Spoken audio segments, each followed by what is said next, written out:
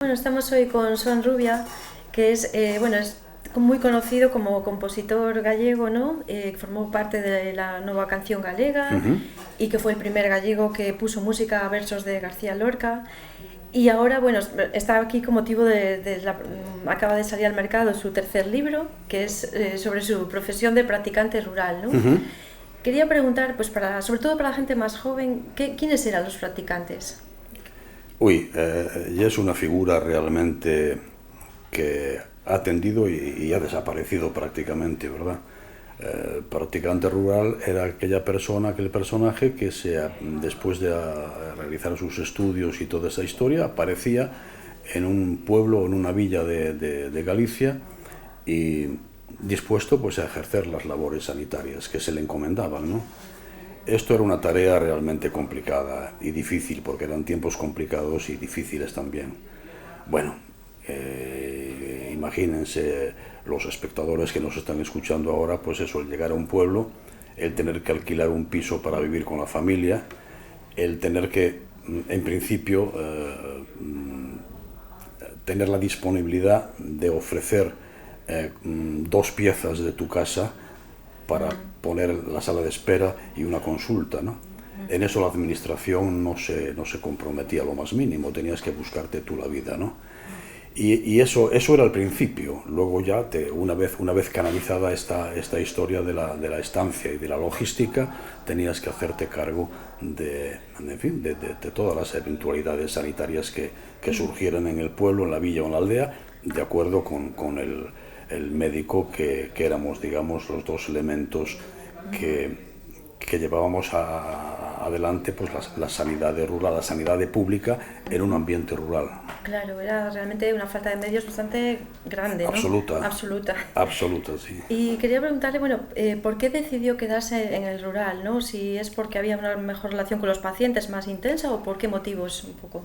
Bueno, a mí realmente me interesó siempre un ejercicio en régimen abierto, ¿no?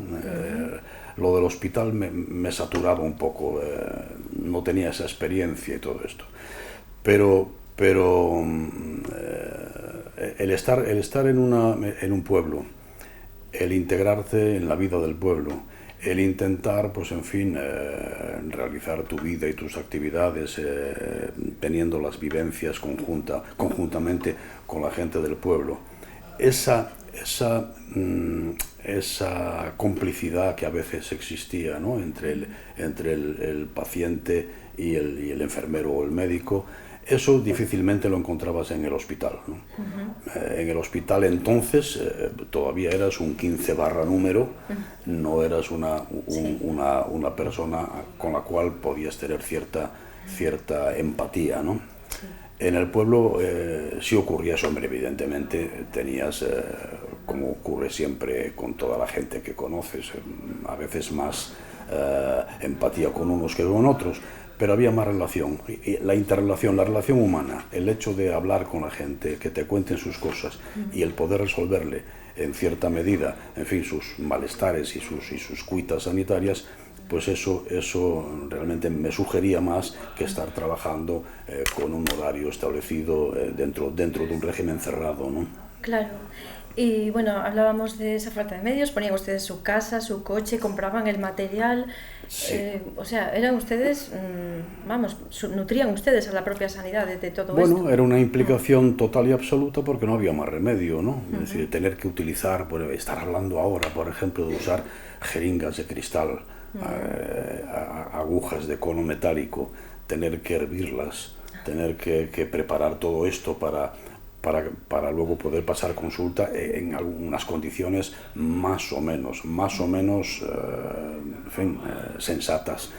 Eso a veces tampoco ocurría, si fallaba el hervidor, bueno, en fin, eran Sí, aventuras complicado. casi cotidianas, ¿no? Y luego también tuvo que usted luchar un poco porque eran como 24 horas prácticamente, o sea, luchar para poder el Sí, fin de semana librar un poco también. sí, bueno, eso era un problema serio también, es decir, tu obligación era estar las 24 horas del día dispuesto a atender cualquier cuestión que surgiera Entonces ahí estribaba también la gran... No podías tener una conciliación familiar, digamos, normal. No podías disponer de un fin de semana para poder relajarte o pasear con la familia, con los críos y tal. Bueno, tenías que ponerte de acuerdo con algún compañero. Oye, venga, cúbreme tú, que mañana te cubro yo, el próximo fin de semana yo.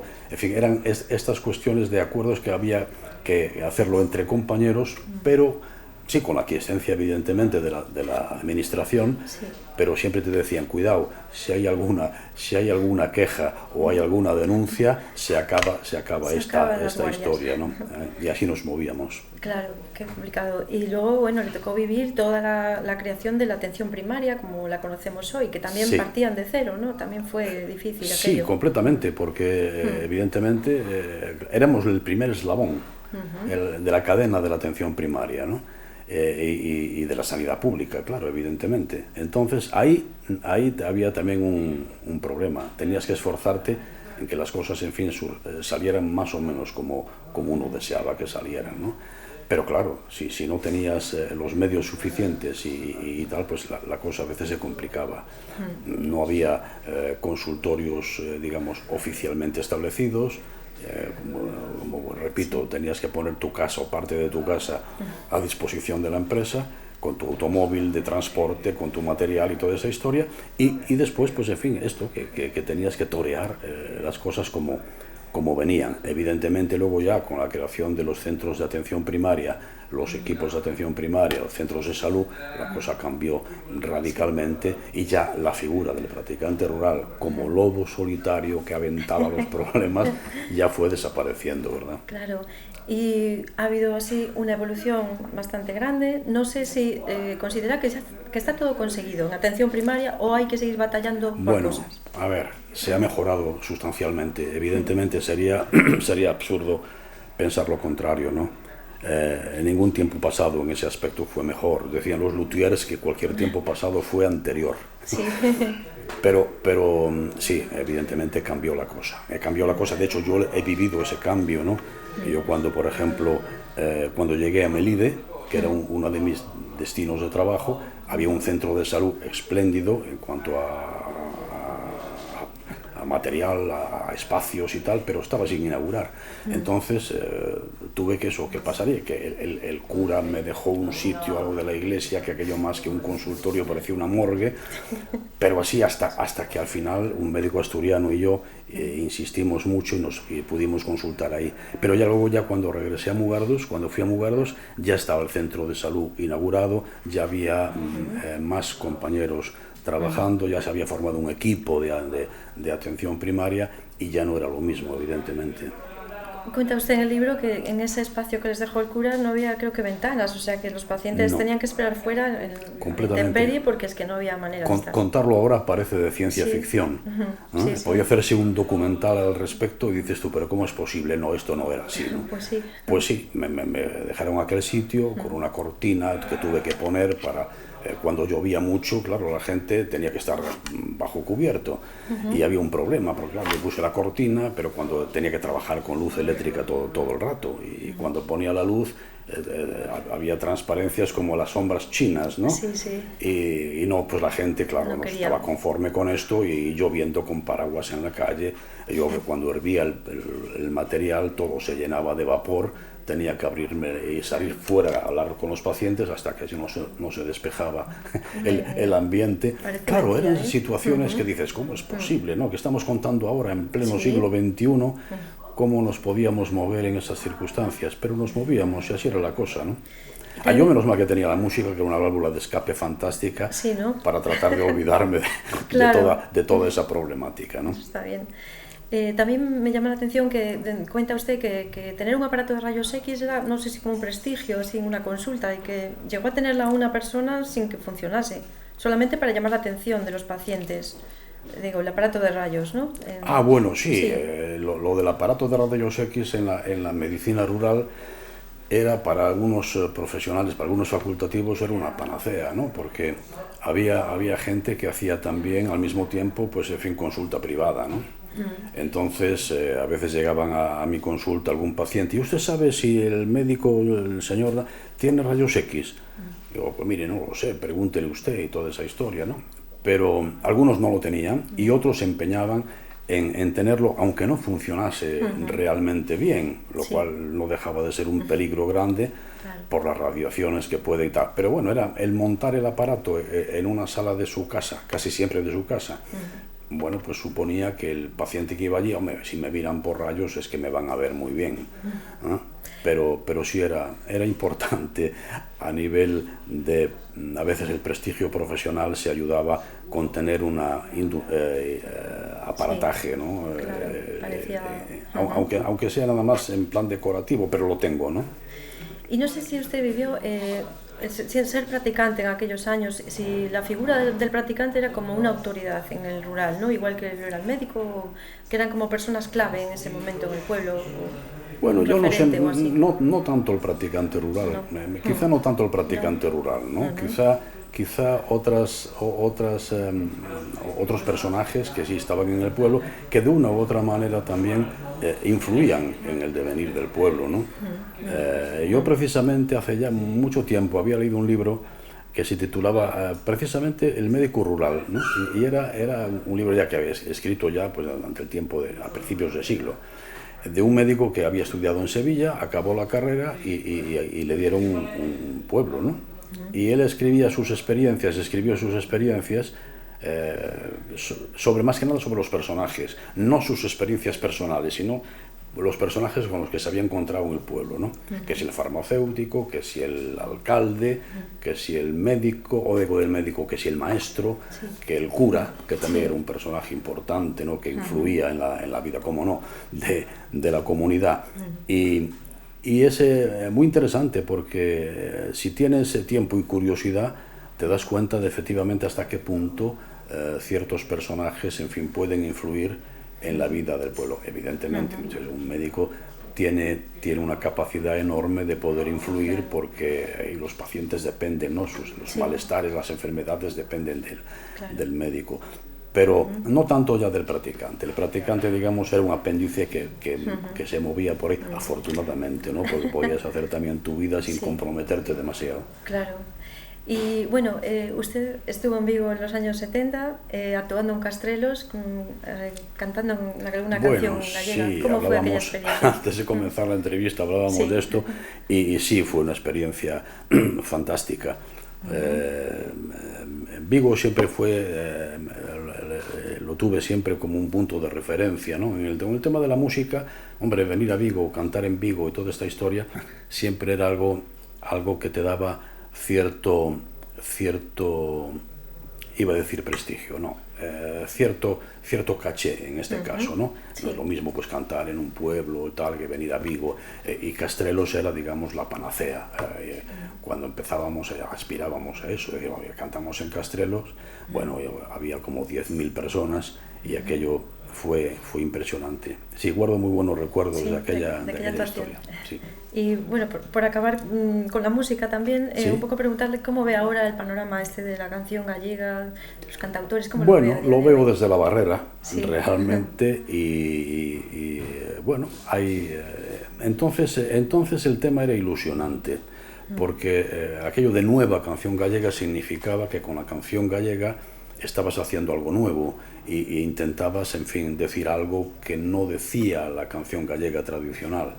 Bueno, recurríamos a poemas de nuestros bates más significativos, pero también hacíamos cosas propias. Y era en cierto modo también una manera de rebelarse contra la situación.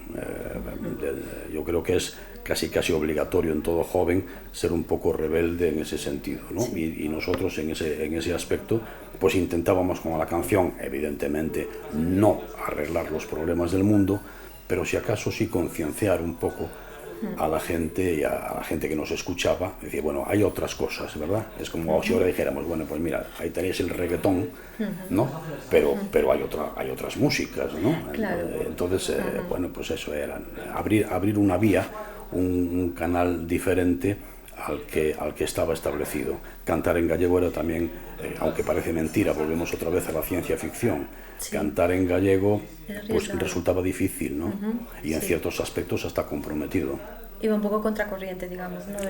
Sí, bueno, contracorriente, del depende, poder, digamos, claro, ¿no? Sí, un poco. y si tú cantabas un tema de Curros Enríquez que se refería a la emigración, o cantabas otros temas que tuvieran que abordasen alguna problemática social, eso automáticamente estaba negado tajantemente, ¿no? Lo hacíamos así a todo, entonces nos cansábamos de pagar multas, nuestras familias pagaban las multas, ¿no?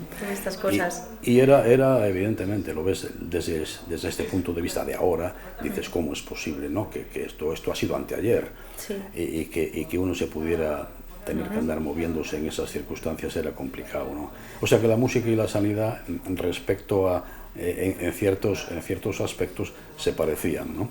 Sí. ¿Qué diría de la sanidad pública de la que tenemos y qué diría en su defensa? O sea que...